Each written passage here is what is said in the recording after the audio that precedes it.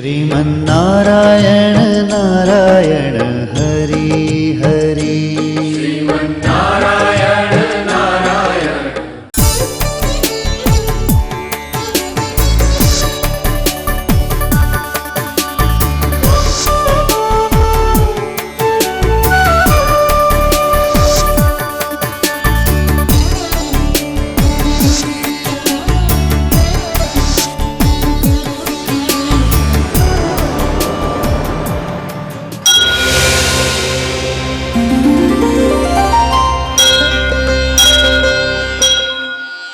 ఈ కార్యక్రమం సమర్పిస్తున్నవారు అవార్డు గ్రహీతల మొట్టమొదటి ఏకైక original Thanjavur art academy, Kalasri Thanjavur art academy, door number 1164, near Panjagutta colony signals, Srinagar colony X road నుండి 9వ బిల్డింగ్, ఇండియన్ ఓవర్సీస్ బ్యాంక్ ప్రక్కన, హైదరాబాద్ 73. Website www.kalasriarttemple.com.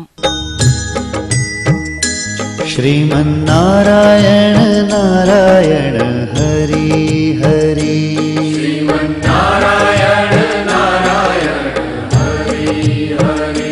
श्रीमन्नारायण नारायण हरि हरि श्रीमन्नारायण नारायण हरि हरि। త్రికళా జ్ఞానంలోనికి సుస్వాగతం.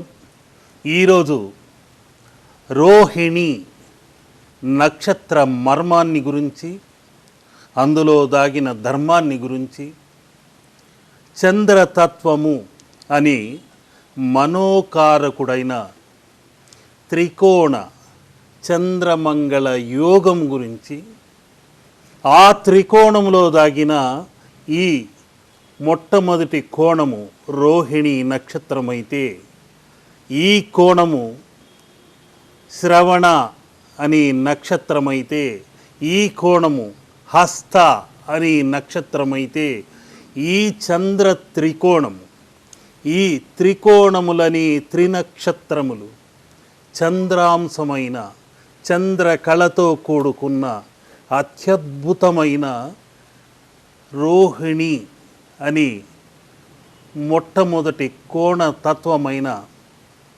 చంద్ర మానసిక మర్మాన్ని ఈరోజు తెలుసుకోబోతున్నాం. ఈ రోహిణి నక్షత్ర సమూహము విశ్వమని విశ్వపురుషుడు, కాలపురుషుడు, ఆ కాలపురుషుడి మేధస్సు, శిరస్సు, మనస్సు అనే ప్రతీకే ఈ రోహిణి నక్షత్రం. కాలపురుషుడి శిరస్సే ఈ రోహిణి అని పవిత్ర నక్షత్రం. అందుకనే 27 నక్షత్రముల వరుస క్రమము ఆ చంద్రుడికి భార్యలు అంటుంటారు. ఆ 27 నక్షత్రములనే భార్యలలో రోహిణి అన్న భార్య ఆ చంద్రుడికి మహా ప్రీతికరమైనది. ఎందుకంటే రోహిణి మనస్సు, మేధస్సు, శిరస్సు అని త్రికళా జ్ఞానముతో ముడిపడి ఉంది. ఆ రోహిణి అనే నక్షత్రానికి మరొక అర్థము రోహిణిత్వ, రౌహిత, రోహిణి, ఇలా అనేక అర్థాలు ఉన్నాయి. దానికి మరో అర్థం ఏమిటంటే ఎర్రటి ఆవు, పశువులకంతటికి మాత, గోమాత, జగన్మాత, సురభిమాత అని కామధేను. అందుకనే ఆ కామధేనుని ఆరాధించడం, పూజించడం ఆ శ్రీకృష్ణ పరమాత్ముడే ప్రారంభించాడు. అదొక అద్భుతమైన విషయం. ఆ శ్రీకృష్ణ పరమాత్ముడు తన పేరునే గోపాలుడు, గోపాల, ఎంత అద్భుతమైన నామకరణం అది. సురభి తత్వముతో కలిసి ఉన్నది. ఈ భూమిపై ఉన్న నిజమైన కామధేనువు. మనకు నిత్యం పంచామృతములను అందచేసే ఆ రోహిణీ మాత, సురభి మాత పవిత్రమైన జీవి. దాని మలమూత్రాదులు కూడా యాంటీబయాటిక్గా, ఆయుర్వేద ఔషధిగా పనిచేస్తుంది. పాలు, పెరుగు, మజ్జిగ, వెన్న, నెయ్యి అని పంచామృతములను మనం పొందుతున్నాం.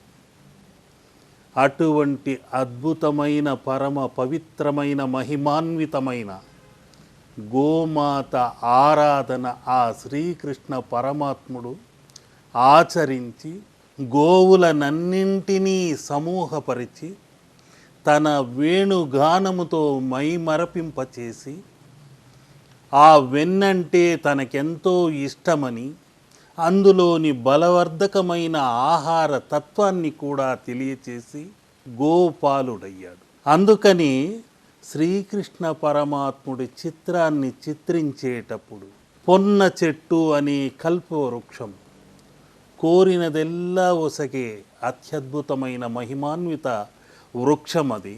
ఆ వృక్షం కింద సప్తస్వర వేణుగానంతో గోవులనన్నింటినీ సమ్మోహపరిచి తన వద్దకు రప్పించుకొని తన వెన్నంటి వచ్చేలా చేసిన వాడే ఆ వెన్న దొంగ. అలంకార ప్రియుడతను. ఆయన జన్మ నక్షత్రమే రోహిణి. అటువంటి పవిత్రమైన నక్షత్రాన శ్రీకృష్ణుడి చిత్రాన్ని చిత్రించాలి, సురభి మాతను చిత్రించాలి. బ్రహ్మీ ముహూర్తంలో చిత్రించి ఆ చిత్రం ఎక్కడైతే ఉంటుందో ఆ కల్పతరువు నుండి, ఆ సురభి మాత నుండి, ఆ శ్రీకృష్ణ భగవానుడి పిల్లన గ్రోవి నుండి సప్త స్వరములు, సప్తగిరుల నుండి సిరులు అన్నీ మనం పొందగలుగుతాం. 5 నక్షత్రముల సమూహము నందీశ్వర ఆకారముతో ఆకాశ మండలములో ఇలా ముందుకు దూసుకెళ్తున్న వృషభంలా నందీశ్వరుడు ఉద్రేక తత్వముతో ముందుకు దూకుతున్నట్టుంటుంది.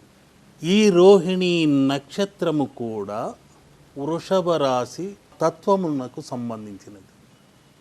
కాబట్టి ఈ వృషభ రాశి ముద్రను, ఆ సురభి మాత కొమ్ములను ఇలా చంద్రతత్వముతో ఇరు కరములను, ఈ కుడి కరము శుక్లపక్షమై, ఈ ఎడమ హస్తము కృష్ణపక్షమై 2 చంద్రాకృతులతో ఇలా దగ్గరకు తీసుకువచ్చి ఇలా విడదీసి ఈ 2 చంద్రాకృతులనే కొమ్ములుగా భావించుకోవాలి.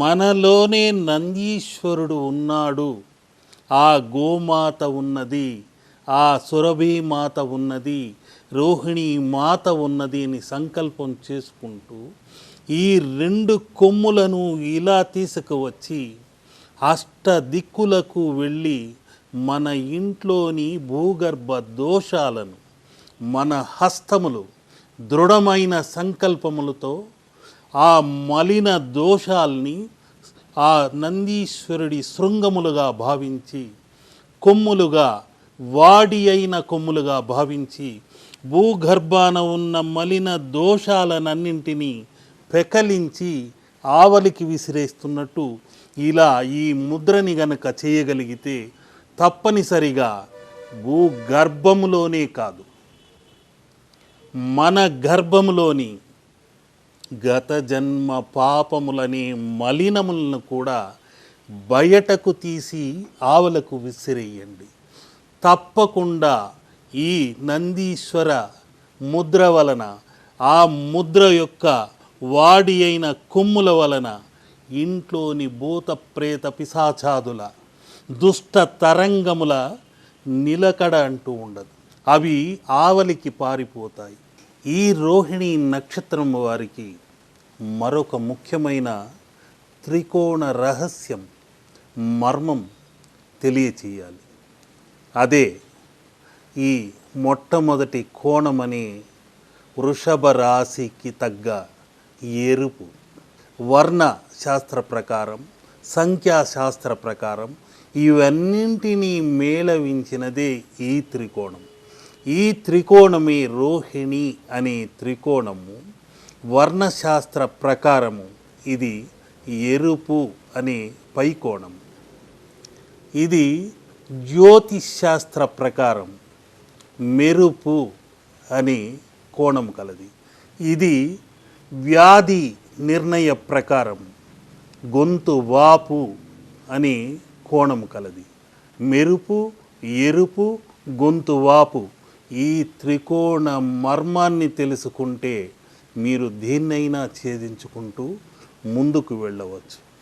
ఈ త్రికోణ మర్మము చేసేటప్పుడు ఈ త్రికోణాన్ని దర్శించుకుంటూ ఓం భాం రోహిణ్యై నమః అని మంత్రాన్ని జపిస్తూ ఇలా దర్శించుకోండి. ఓం భాం రోహిణ్యై నమః అనుకున్న వెంటనే మంచి సత్ఫలితాలను పొందుతారు. ఈ రోహిణి నక్షత్రము వారు వృషభ రాశికి సంబంధించిన వారు, ఉద్రేకకరమైన వర్ణము ఎరుపు తత్వానికి సంబంధించిన వారు, మెరుపు అనే జ్యోతికి సంబంధించిన వారు, మర్రి చెట్టు అనే వృక్షతత్వాన్ని కలిగిన వారు, దేవాలయము అనే పవిత్ర ఆలయ తత్వ చిహ్నము కలవారు. ఇవన్నీ అనేక మర్మాలు ఉన్న స్థిరత్వం మాత్రం తక్కువ ఉంటుంది. కొద్ది రోజులు స్థిరంగా ఉంటూ కొద్ది రోజులు చంచల తత్వముతో ఉంటారు.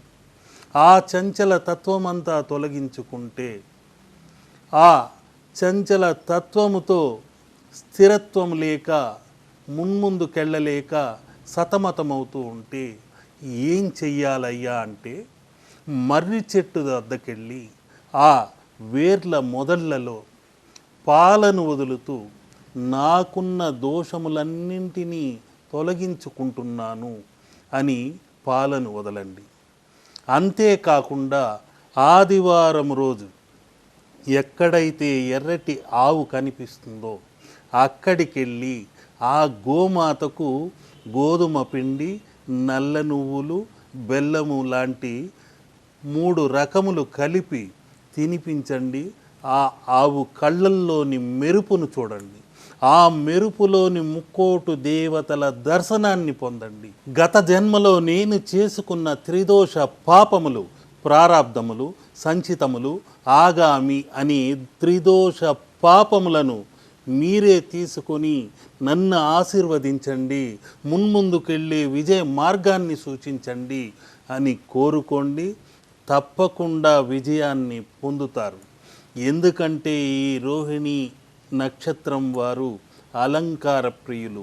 సరదాగా విలాసంగా జీవితాన్ని గడపాలని కోరుకుంటారు. అటువంటి వ్యసనాల నుండి బయటపడి మిమ్ములను నమ్ముకున్న వారికి కూడా ఆశ్రయం కలిగిస్తూ స్థిరత్వంతో, లక్ష్యంతో లక్ష్మిని కైవసం చేసుకుంటే విజయం మీకే కలిగి తీరుతుంది. అంతేకాకుండా ఈ రోహిణి అనేది జలతత్వము కాబట్టి జల సంబంధమైన వ్యాధులన్నీ తొలగి ఆరోగ్య భాగ్యముతో ఈ నవ సమాజాన వెలుగొందుతూ విజయ మార్గాన పయనిస్తారు. ఈ రోహిణి నక్షత్రము వారికి ముఖ్యమైన వృక్షము నేరేడు. ఆ శ్రీకృష్ణ పరమాత్ముడికి కూడా నేరేడు పళ్ళు అంటే మహా ఇష్టం. అందుకని శ్రీకృష్ణ పరమాత్ముడిని చిత్రించేటప్పుడు ఆయన చేతిలో ఒక వెన్న ముద్దలాగా కనిపిస్తుంది. అది చాలామంది అనుకుంటుంటారు అది వెన్న అనుకొని. కాదు, అది నేరేడు పండు. బాలకృష్ణుణ్ణి వేసినప్పుడు మాత్రమే వెన్న ముద్ద ఉంటుంది. ఏ దర్బార్ కృష్ణుడినో చూపించినప్పుడు నేరేడు పండు ఆయన హస్తంలో కనిపించాలి. దానిని జంబూ ఫలము అంటుంటాం. అటువంటి అత్యద్భుతమైన జంబూ తత్వమే నేరేడు పండే ఆ కృష్ణుడికి ఇష్టమైనది. అందువలన రోహిణి నక్షత్రము వారు గనక నేరేడు పళ్ళను దానం చేస్తే తప్పకుండా వారి యొక్క దరిద్ర దోషములన్నీ తొలగిపోయి అందులోని నీలి వర్ణముతో ఆ శని ఛాయను వదిలించుకొని లక్ష్మీ కటాక్షాన్ని తప్పకుండా పొంది తీరుతారు. అటువంటి ముద్రలను, వర్ణాలను, సంఖ్యాశాస్త్రాన్ని ఇవన్నింటినీ క్రోడీకరించి చెప్పగలిగితేనే అది జ్యోతిష్య శాస్త్రం. నేనిచ్చే దేవతా చిత్రాల వలన, ఆ దేవతా అనుగ్రహము వలన వారికందరికీ విజయ మార్గం కలిగి ఆ లక్ష్మీ కటాక్షం కలగాలని కోరుకుంటున్నాను. అందుకని నా మనోనేత్రానికి అందిన అతి పవిత్రమైన ఒక ముద్రని, అందరికీ రోహిణీ నక్షత్ర ముద్రని, కల్పతరు ముద్రని, గోమాత ముద్రని ఇప్పుడు నేను చిత్రించి చూపుతున్నాను. ఆ ముద్ర వలన తప్పనిసరిగా మీ ఇంట ఉన్న దోషములన్నీ పటాపంచలై శని ఛాయలు కానివ్వండి, రాహు దోషములు కానివ్వండి, కేతు దోషములు కానివ్వండి, కుజ దోషములు కానివ్వండి, ఇవన్నీ తొలగిపోయి అష్టలక్ష్మి కరుణ కటాక్ష వీక్షణం అష్ట దిక్కుల నుండి మీ ఇంట కురవాలని కోరుకుంటూ ఇప్పుడు నేను ఆ చిత్రాన్ని త్రికాల తత్వముతో, త్రికళలను రంగరించి పసుపు, కుంకుమ, గంగా జలములతో చిత్రించి చూపుతున్నాను.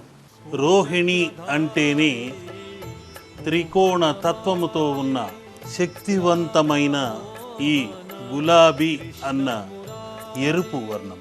రోహిణి అంటేనే ఆలయము అన్నదాన్ని తెలియచేసేది. రోహిణి అంటేనే మెరుపు అనే శక్తిని తెలియచేసేది. తొలగించువాడవు దీనుల దుఃఖం తొలగించువాడవు వినవా కొంచెం వినతులు ఒక పరి వినవా కొంచెం వినతులు ఒక పరి. ఓ చక్రధ ఇక్కడున్న కామధేను పశువులకే మాత, సురభి మాత, గోమాత.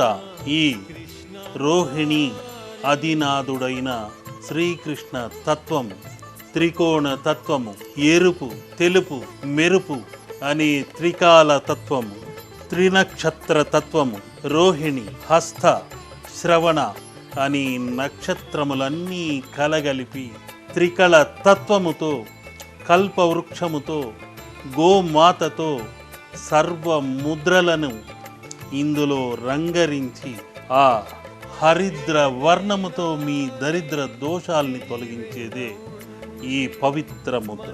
సునతలచే కోర్కెల పంటే ఏదైనా నీ దీవెన ఉంటే మనసున తలచే కోర్కెల పంటే నేను నిలిచా నీ ముంగిటిలో నేను నిలిచా నీ ముంగిటిలో ఎప్పుడు వస్తా ఓ కృష్ణ స్వామి ఓ చక్రధారి ఓ వరమాలి.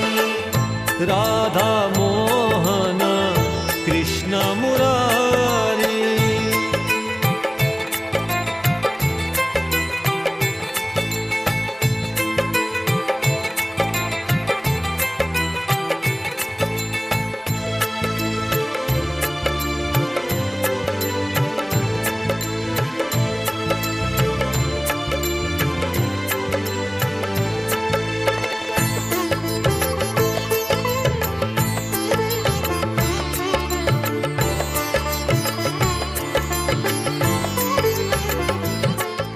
ఈ ఎరుపు అనే గులాబీ వికాసం ఎలా ఉందో మీ జీవితమంతా అదే విధంగా వికసించాలి.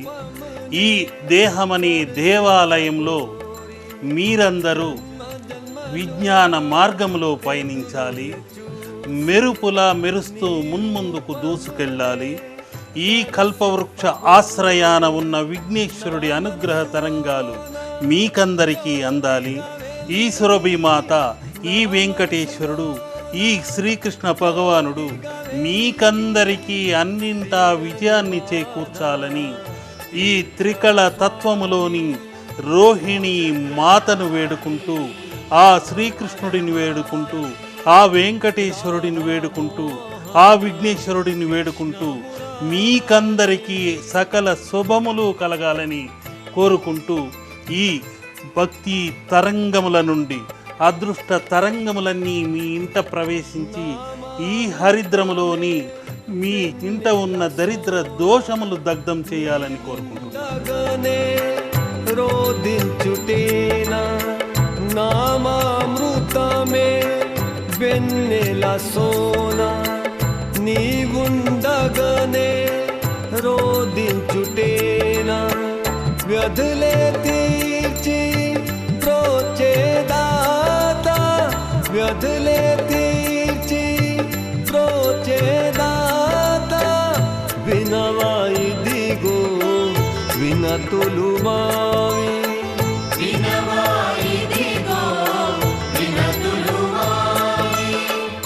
ఓ చక్రధారే ఓ వనమాలి రాధామోహన కృష్ణమురారి.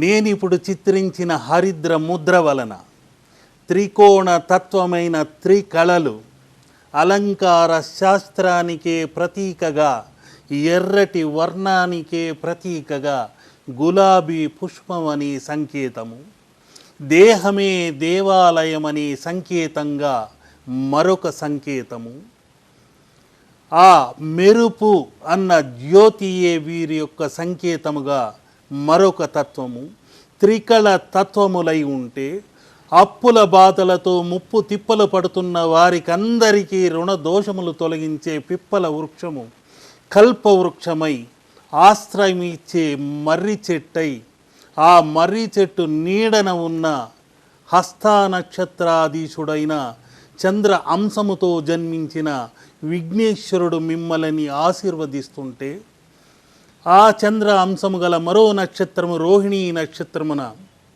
ఆ శ్రీకృష్ణ పరమాత్ముడు సప్త స్వరములను వినిపిస్తుంటే, ఆ సప్త గిరుల నుండి అష్టలక్ష్మి కరుణా కటాక్ష సిరులను మీకు ఆ వెంకటేశ్వరుడు శ్రవణ నక్షత్రాధీశుడై చంద్ర